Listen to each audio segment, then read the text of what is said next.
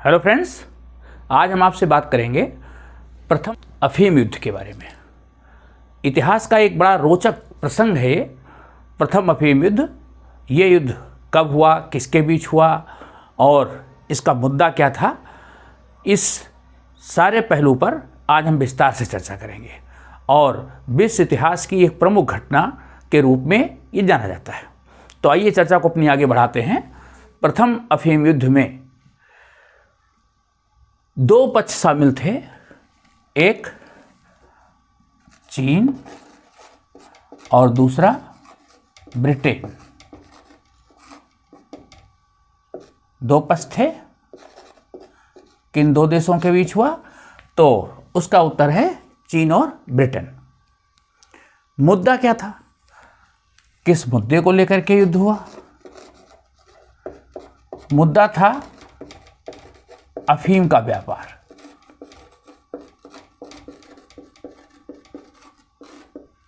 अफीम के व्यापार के ऊपर जब चीन ने प्रतिबंध लगाने की कोशिश की तो उसको लेकर के चीन और ब्रिटेन के बीच जो युद्ध हुआ उसे प्रथम अफीम युद्ध के नाम से जानते हैं।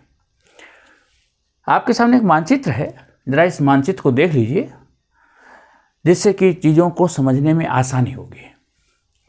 भारतवर्ष, बर्मा, ये मलेशिया वाला हिस्सा, थाईलैंड, इंडो चाइना जिसमें लाओस, कंबोडिया और वियतनाम का भाग है, ये चीन का भाग है। चीन में आप कुछ प्रसिद्ध स्थानों को देख लें, कैंटन बंदरगाह और ये हांगकांग का द्वीप, मकाओ एक द्वीप है, ये फिलीपींस द्वीप समूह है, ताइवान है, नानकिंग ये प्रसिद्ध शहर था, राजधानी पीकिंग और उसके पास एक दूसरा टिनसिन नगर, चीन का दूसरा बड़ा नगर संघाई। तो ये बंदरगाह नगर थे। कैंटन बंदरगाह नगर था, अमोई बंदरगाह नगर था, फूचो बंदरगाह नगर था, निगपो बंदरगाह नगर था और संघाई ये बंदरगाह नगर है। ओके, तो मानचित्र से आपको स्पष्ट हो गया होगा कि चीन पूर्वी एशिया का एक बड़ा देश है। पूर्वी एशिया में एक सबसे बड़े देश के रूप में चीन स्थित है। ये पूर्वी एशिया का क्षेत्र है।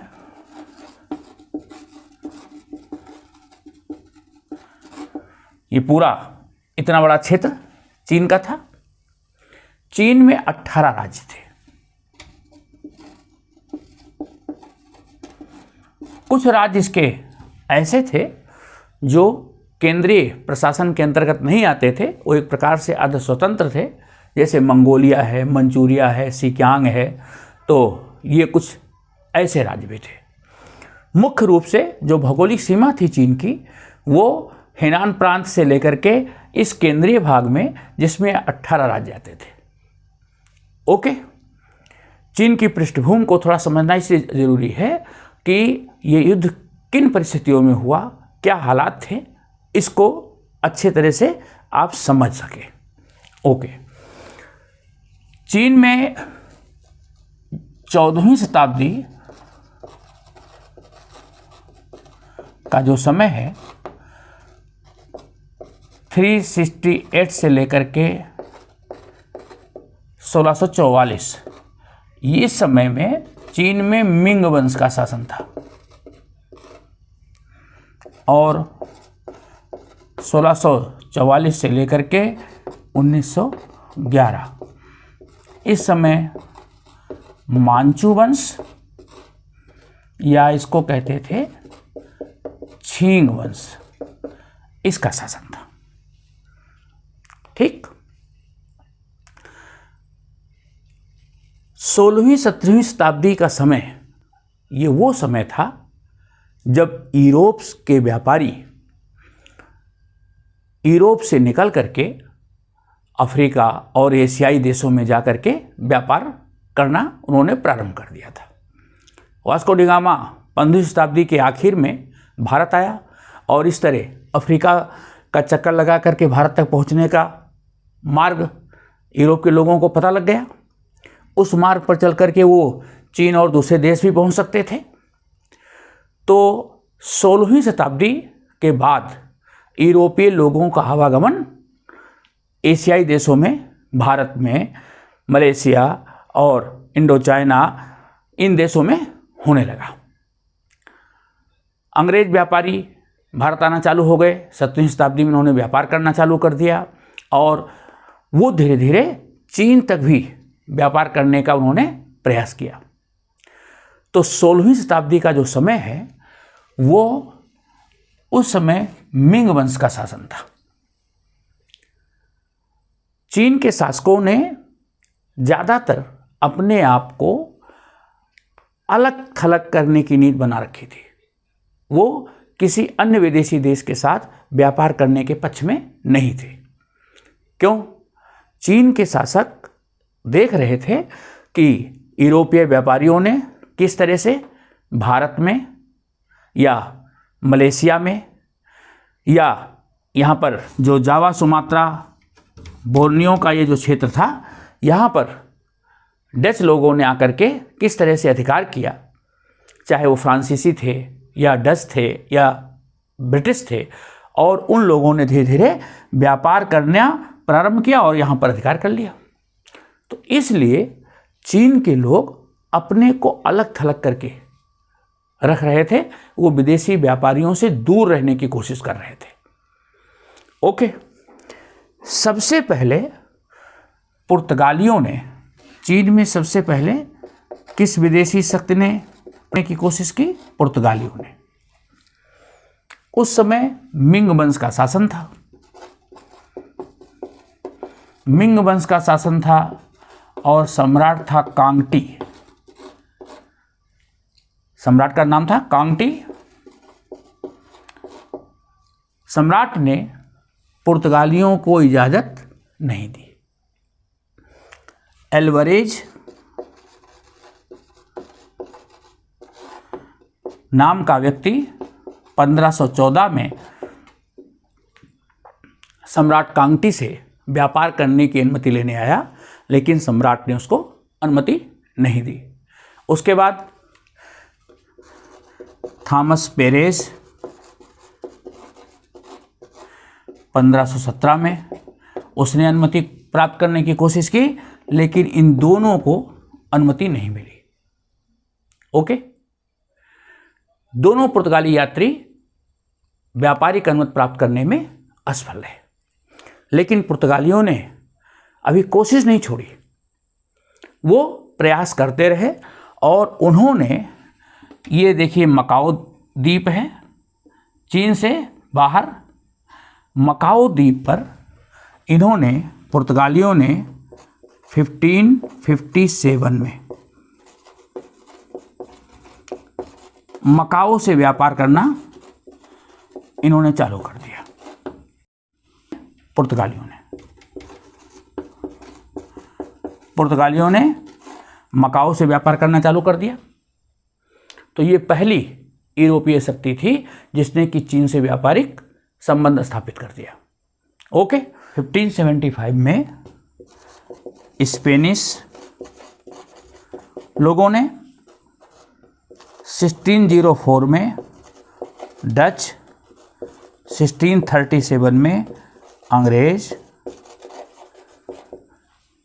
उसके बाद 1689 में रूस के लोगों ने, 1698 में फ्रांस और 1784 में अमेरिका। इन देशों ने चीन के साथ अपने व्यापारिक संबंध स्थापित कर लिए। तो इस तरह इन विदेशी शक्तियों का आगमन चीन में हो गया और ये व्यापार करने लगे। ठीक, 1784 तक आते आते मांचू वंश का समय आ चुका था। स्पेन के लोगों को, डच को, अंग्रेजों को, रूस के लोगों को, फ्रांस के लोगों को और संयुक्त राज्य अमेरिका के लोगों को व्यापार करने का मौका चीन में मिल गया। मांचू वंश का एक शासक था। 1685 में सम्राट कांगहसी ने सभी यूरोपीय जो व्यापारी थे इनको चीन के सभी बंदरगाहों से व्यापार का अधिकार दे दिया।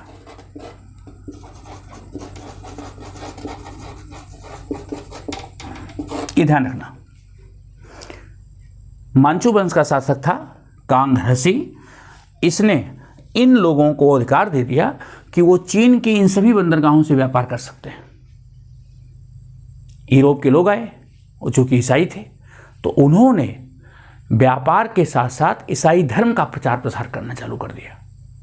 बहुत से लोगों को प्रलोभन दे करके ईसाई बनाना जाने लगा, कुछ लोगों को जबरन ईसाई बनाया जाने लगा। इसको देखते हुए 1757 में जो सम्राट था चियनतुंग, इसने ये अधिकार समाप्त कर दिया। सम्राट चियनतुंग ने यूरोपीय लोगों को जो समस्त बंदरगाहों से व्यापार करने की छूट थी वो बंद कर दी। केवल कैंटन का जो बंदरगाह था, ये इस बंदरगाह से यूरोप के लोग व्यापार कर सकते थे, शेष उनके व्यापारिक अधिकार छीन लिए गए। और एक बड़ी मजेदार बात, कैंटन से वो व्यापार तो कर सकते थे, लेकिन कोई भी यूरोपीय कैंटन में निवास नहीं कर सकता था और केवल व्यापार के मौसम में ही व्यापार कर सकता था। कैंटन में किसी भी यूरोपीय को रहने की इजाज़त नहीं थी। वो लोग रहते थे मकाओ में, कैंटन के साथ व्यापार कर सकते थे बस।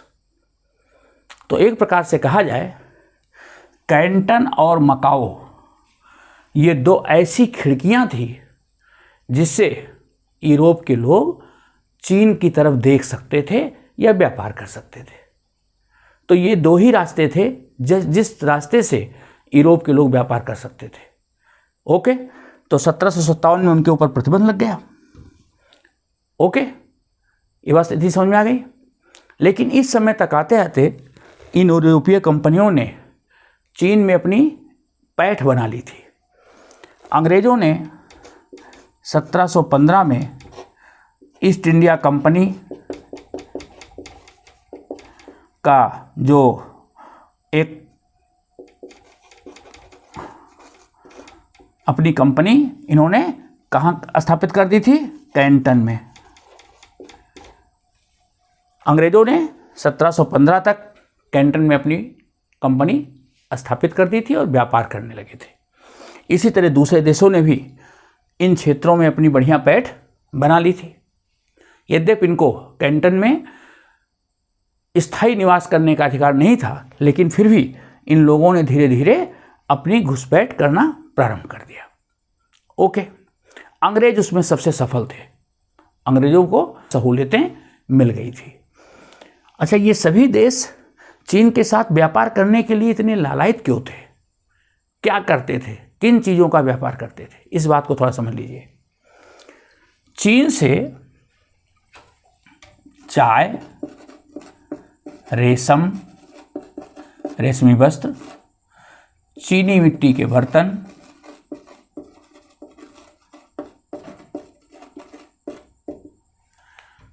ये मुख्य रूप से चाय, रेशम, चीनी मिट्टी के बर्तन यहाँ से कहाँ ले जाए जाते थे? इंग्लैंड।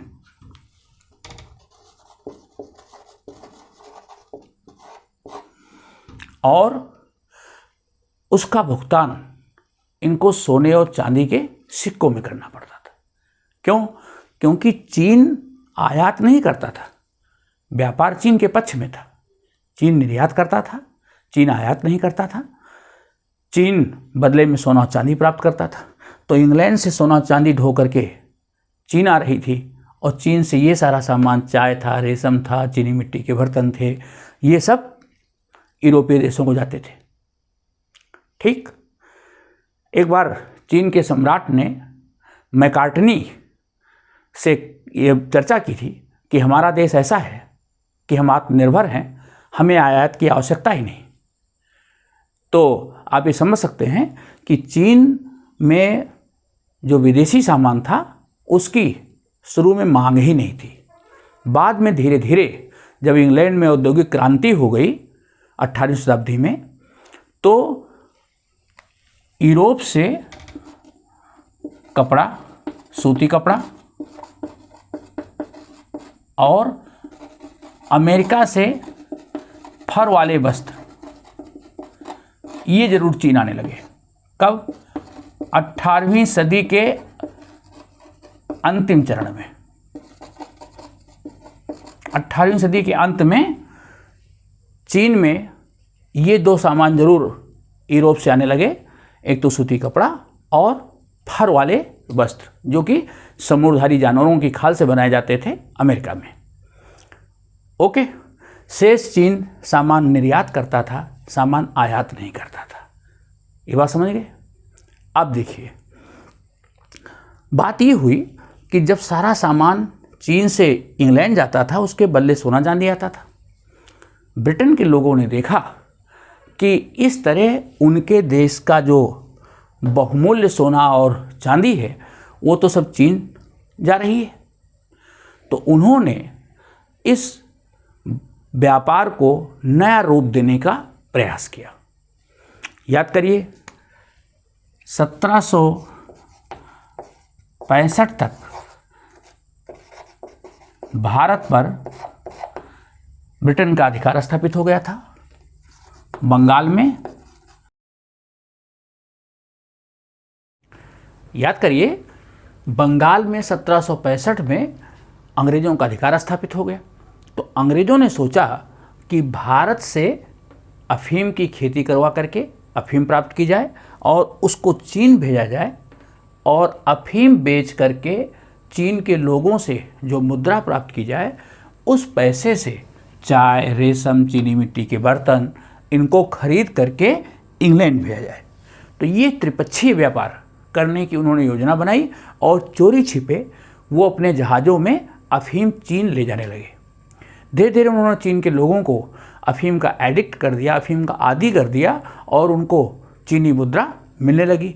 तो जो व्यापार अभी तक ब्रिटेन के लोग सोने और चांदी में कर रहे थे, वो भारत से पैदा होने वाली अफीम के बदले होने लगा। चीन के लोगों को भी थोड़ा संदेह हुआ, जो चीन के प्रशासनिक अधिकारी थे उनको ये लगा कि हमारे देश में इस प्रकार जो मादक पदार्थ है उसको यूरोपीय लोगों द्वारा लाया जा रहा है और बेचा जा रहा है। चीन में 1729 में अफीम पर रोक लगाने का पहला प्रयास किया गया, लेकिन वो बहुत प्रभावी नहीं हुआ। 1729 में पहला एक कानून बनाया गया। 1800 में इस पर पूरी तरह से प्रतिबंध लगाया गया। 1729 में केवल कानून बना, लेकिन प्रभावी नियम नहीं बनाए गए। 1800 में अफीम पर चीन में पूरी तरह से प्रतिबंध लगा दिया गया। लेकिन उसके बावजूद भी अंग्रेज भारत से अफीम ले जाते रहे और कैंटन सहित दूसरे बंदरगाहों से वो अफीम बेचते रहे। ये सारा व्यापार अवैधानिक तरीके से हो रहा था। चीन के लोगों ने जब देखा कि अभी भी अफीम की खेप आ रही है, तो 1821 में उन्होंने कैंटन बंदरगाह पर पूरी तरह से सख्ती लागू कर दी कि किसी भी प्रकार से अफीम का व्यापार कैंटन बंदरगाह से नहीं हो सकता। अब अंग्रेजों ने क्या सोचा? अंग्रेजों ने कैंटन बंदरगाह पर अफीम न ले जाकर के दूसरे बंदरगाहों पर, जैसे अमो है, फूचो है, निकबो है, संघाई है, इन बंदरगाहों पर अफीम की खेप पहुंचाने लगे और इस रास्ते अफीम देश के भीतरी भागों तक आने लगी। मतलब कैंटन बंदरगाह पर जब प्रतिबंध लग गया तो उसको छोड़ करके दूसरे बंदरगाहों से अफीम का व्यापार होने लगा।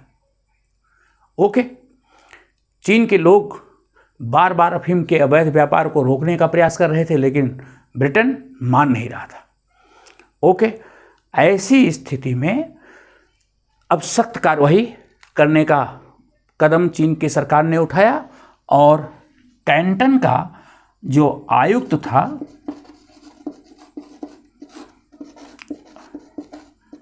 लिन त्से ह्रिस ये नया आयुक्त बनाया गया। इस नए आयुक्त ने अब सख्ती कर दी। कैंटन और उसके आसपास जो ब्रिटिश व्यापारी थे उनके ऊपर इसने सख्त कार्रवाई की और 10 मार्च 1839 को इसने ब्रिटिश व्यापारियों को अल्टीमेटम दे दिया कि उनके पास जितनी भी है वो उसे सौंप दें, अन्यथा उन पर कड़ी कार्रवाई की जाएगी। जो ब्रिटिश सैनिक कमांडर था, जो सारे व्यापार का प्रतिनिधि था, उसका नाम था Elliot, mister Elliot. Mister Elliot ने 20,000 पेटी, आप सोचिए कि 20,000 पेटी अफीम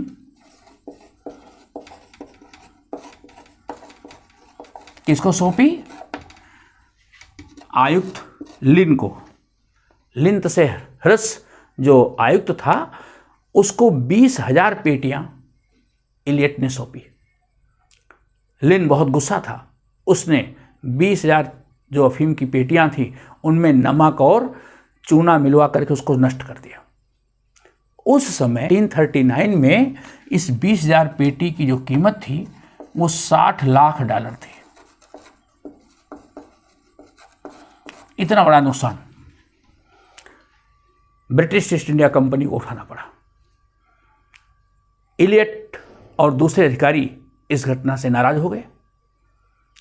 ओके, आगे चल करके एक और ऐसी घटना हुई जिसने अंग्रेजों और चीन के बीच दूरियां बढ़ा दी।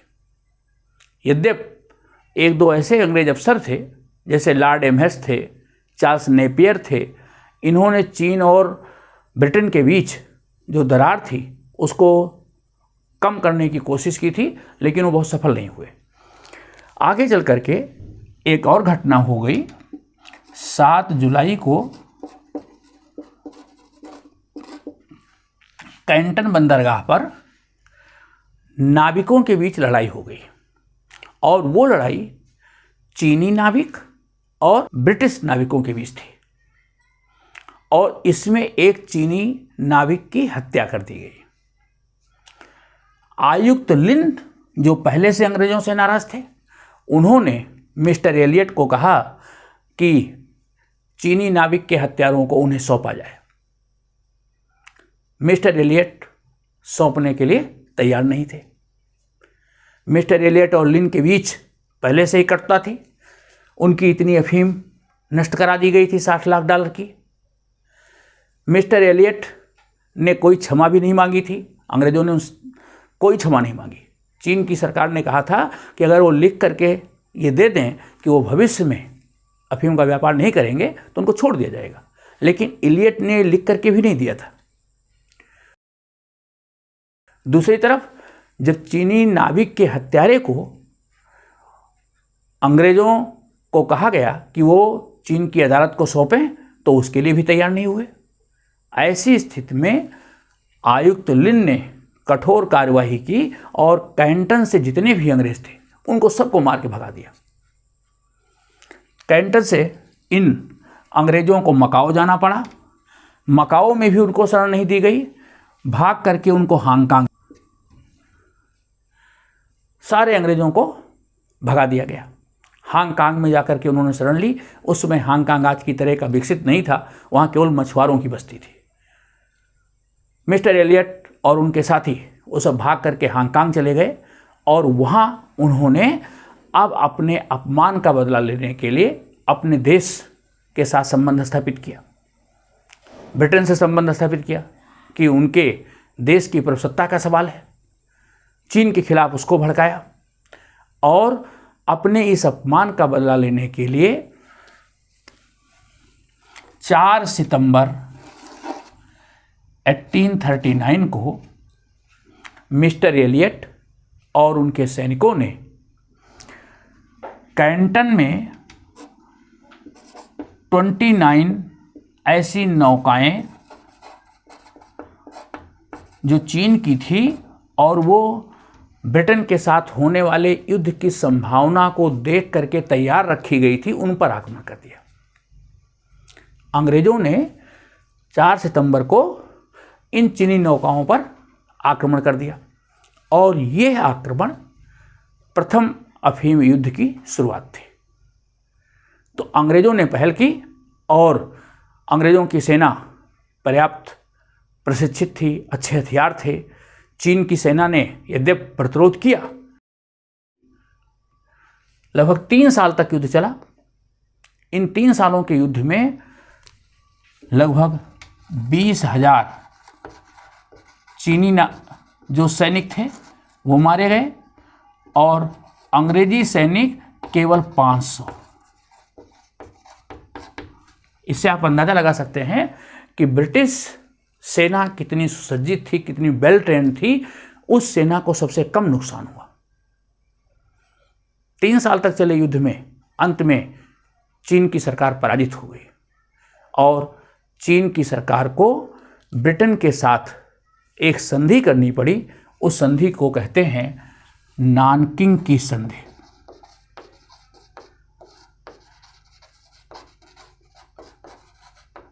एक और संधि इसके बाद उसको करनी पड़ी, वो थी बोग की संधि। इन 2 संधियों को उसे ब्रिटेन के साथ करना पड़ा। नानकिंग आप देखिए, ये है नानकिंग फूचो के पास। तो नानकिंग की संधि हुई। नानकिंग की संधि कब हुई? नानकिंग की संधि हुई 29 अगस्त 1842 और बोग की जो संधि हुई वो हुई 8 अक्टूबर 1843। तो इन 2 संधियों से ब्रिटेन और चीन के बीच में समझौता हुआ। अब नानकिंग की संधि में शर्तें क्या थी? नानकिंग की जो संधि हुई उसकी पहली शर्त थी कि जो हांगकांग का द्वीप है ये चीन का था, इसको ब्रिटेन को दिया गया। हांगकांग के द्वीप पर ब्रिटेन का अधिकार हमेशा के लिए हुआ। 1842 से लेकर के 1998 तक इस पर ब्रिटेन का अधिकार रहा। तब से लेकर के अब तक 1998 में हांगकांग को स्वतंत्र किया अंग्रेजों ने। ओके, तो हांगकांग का द्वीप ब्रिटेन को दिया गया। ब्रिटिश सरकार ने चीन के ऊपर 2 करोड़ 10 लाख डॉलर का हर्जाना लगाया।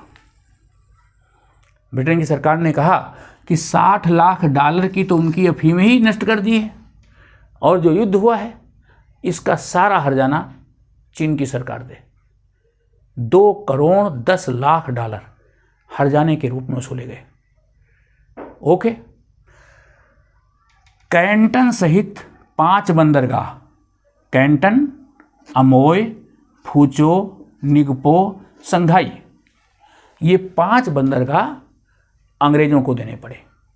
अंग्रेज यहाँ से व्यापार कर सकते थे, अंग्रेज यहाँ रह सकते थे, उन पर किसी प्रकार का कोई प्रतिबंध नहीं था, उनके सामान को कोई चेक नहीं कर सकता था, वो फ्री ट्रेड कर सकते थे। ओके, ये उन्होंने शर्त रख दी। दूसरा, अंग्रेजों ने ये शर्त रखी कि उनके साथ समानता का व्यवहार किया जाएगा। आयात और निर्यात दोनों के ऊपर शुल्क 5% की दर से वसूल किए जाएंगे। अंग्रेजों ने एक शर्त रखी जिससे कि उनको विशेषाधिकार मिला और वो विशेषाधिकार बोंग की संधि के द्वारा हुई। बॉम की संधि जो 8 अक्टूबर 1843 को हुई, उसमें 2 मुख्य शर्तें थी। अनुच्छेद जो 7 है बॉम की संधि का, उसमें पहला है मोस्ट फेवरेट नेशन। उसमें पहली संधि है मोस्ट फेवरेट नेशन, मतलब अगर चीन का सम्राट किसी देश को कोई सुविधा देता है तो वो सारी सुविधा उसे ब्रिटेन को भी देनी पड़ेगी। चीन और ब्रिटेन दोनों के बीच अच्छे संबंध होंगे और ब्रिटेन चीन का सबसे चहेता देश होगा।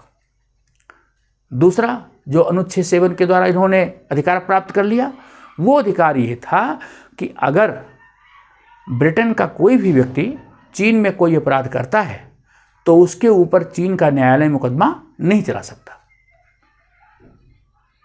ब्रिटेन के किसी अपराधी व्यक्ति पर मुकदमा चलाने का अधिकार केवल ब्रिटिश न्यायालय को होगा, मतलब कि ब्रिटिश नागरिक चीन में दंडित नहीं किए जा सकते। तो ये अधिकार उनको विशेष अधिकार मिल गया। तो ये संधि की शर्तों के द्वारा निश्चित हो गया। ओके, तो मित्रों आपको ये वीडियो कैसा लगा? आप अपनी राय भी देंगे, अपने मित्रों को भी शेयर करेंगे। जो मुख्य बातें हैं वो ज़रूर ध्यान में रखना आप कि युद्ध इन 2 देशों के बीच हुआ, अफीम के मुद्दे को लेकर के हुआ और संधि की क्या क्या मुख्य शर्तें थी। ओके, मिलते हैं अगले वीडियो में दूसरे अफीम युद्ध की पृष्ठभूमि और उसके कारणों को लेकर।